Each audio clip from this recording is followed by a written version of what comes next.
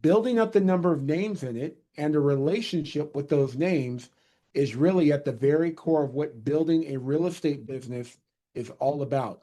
So, one thing here that he really highlighted that I want to make sure I highlight as well, because it's not just about the number of names and phone numbers you have in your database. It is building a relationship with those names. That is what's going to create the business for you, right?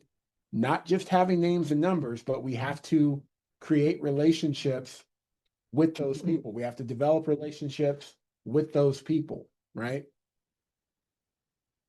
So your database, this is ideally what we want it to look like. Let's imagine all those orange people are people that we know personally, and all the gray people are introductions that came from the orange people, right? And again, we want to keep drilling down as far as we can with that. So eventually we want a bunch of blue people in there that the gray people introduced us to. And then from there, we want a bunch of red people that the blue people introduced us to. That's how we grow our database meticulously. And we want to develop relationships with as many those people as possible.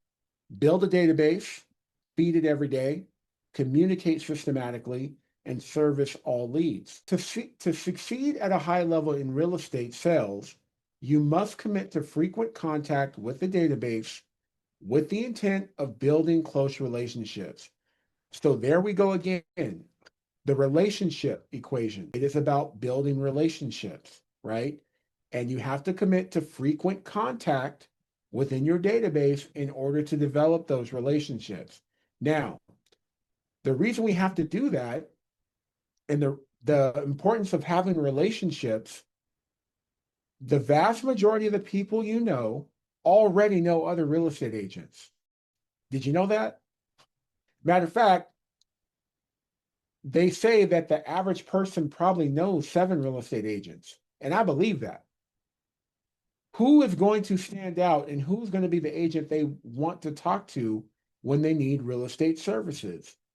The shorter answer is the one that they have the closest relationship to, that they also associate with real estate.